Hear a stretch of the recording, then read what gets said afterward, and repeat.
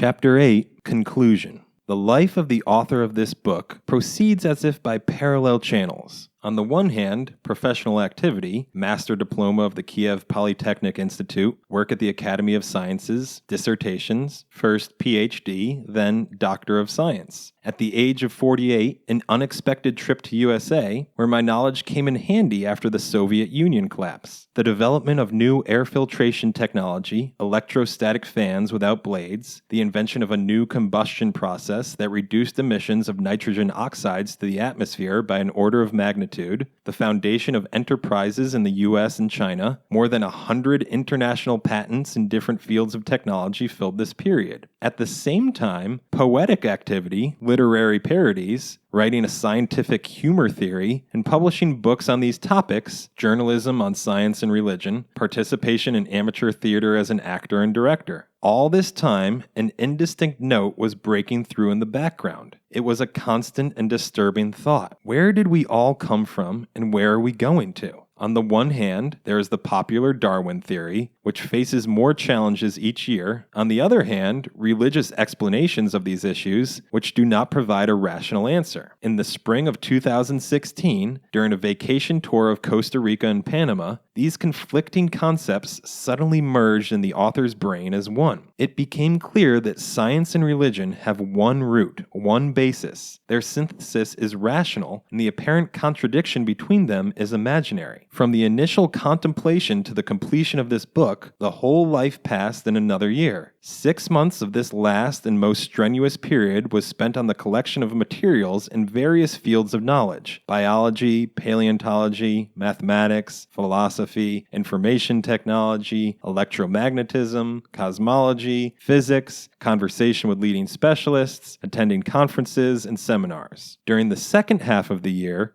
the material was put on paper in the form of a new hypothesis of the emergence and development of the biosphere. The following postulates may summarize it. Biological evolution as a natural life origin and development is a reality. Evolution is not driven by just random changes in natural selection, but is a coordinated and controlled process. One of evolution's main development factors is a growing computational complexity of the living organisms in the biosphere's intelligence. The intelligent matter which conducts and controls global evolution is a gigantic biocomputer combining all living organisms on Earth. The information is acting like software that is stored in and controlled by the biosphere. Random mutations trigger this software, as is stipulated by Darwinian Evolution Theories, and it is further stimulated by the growing demand for the biosphere's global memory storage and computational complexity. Greater memory volume requires a greater number and more intellectually advanced organisms for storing and handling it. More intricate organisms require the greater computational complexity of biosphere in order to keep control over the living world. This is an endless recursive endeavor with accelerated evolutionary dynamic. New species emerge when two conditions are met. A, crucial environmental changes occur and/or global memory storage volume comes to its limit, and B, biosphere computational complexity reaches critical mass capable of producing more advanced creatures. The hypothesis presented here does not contradict the naturalistic concept of life creation and evolution. It does not mean Darwinian concepts denial. It simply shows a different degree of the natural processes. As Karl Popper suggested, a good theory is the one that has greater explanatory power. The hypothesis logically resolves many problems with the current state evolution theory. Some of them are listed below. 1. Speciation as a result of global mind purposeful design. 2. Evolution development vector as a need for growing global intelligence. 3. Punctuated equilibrium happening when the two above conditions, A and B, are met. 4. Cambrian explosion as a most pronounced case of punctuated equilibrium. 5. Mass extinctions happening when more intelligent species should replace outdated creatures. 6. Why lab mutation long-term experiments do not result in new speciation. In these experiments, the critical mass was not reached. 7. Why creatures fall asleep. Global mind has to communicate with individual living organisms in order to collect data and correct mutational errors. 8. Why is there no paradise on the Earth? Global mind needs alert living organisms. It forces them to be active and creative.